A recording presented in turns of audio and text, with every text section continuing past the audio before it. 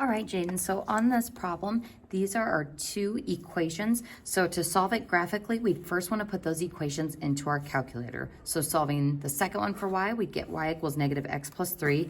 And since you got the graph right, I'm going to assume that you were able to solve for y on this equation, making sure you have the plus or minus, radical negative x squared plus 25. So when we type those in on our calculator, that radical one, we enter the positive version of that equation right there. The negative version of that equation, that's our second one, and then that third equation. So it's kind of weird because with that plus or minus, I actually have to enter it in as two separate equations. So when I hit graph, there's the positive version of the square root, there's the negative version, and there's our line.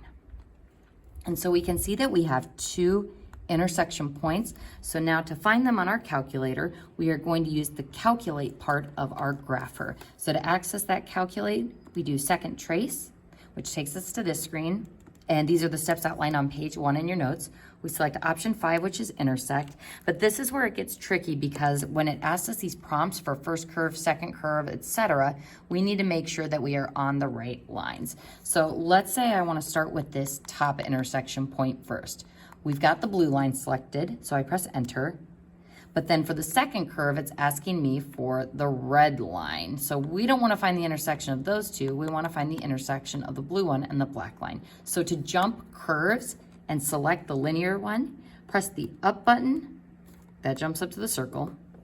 Press the up button again, and that jumps my cursor to my line. So now that I'm on the second curve that I want, we select enter.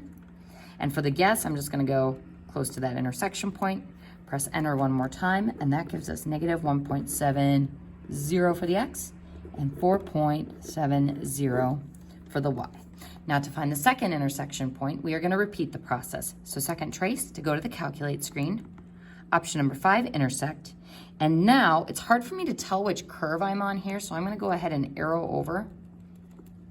So now I can clearly see I'm on my blue curve, but now if I want to find this intersection point, we want to make sure we select the red line and the black line for our two curves. So I'm going to press up to jump curves. Now I've got my line, so I'm going to select enter to select it as the first curve. For the second curve, it is defaulted to my blue line again, so press up, which jumps to the line, up, which then jumps to the red curve, enter on that one. Enter again for the guess, and that takes me to the second intersection point, 4.70, and then negative 1.70. And just make sure that when you enter that in on MyMathLab, there we go. When you enter those two coordinates in on MyMathLab, make sure you have a comma separating them just like the answer shows. I hope this helps. If you need any help with knowing how I got from this step to this step, just respond to that email and let me know, and I can walk you through it.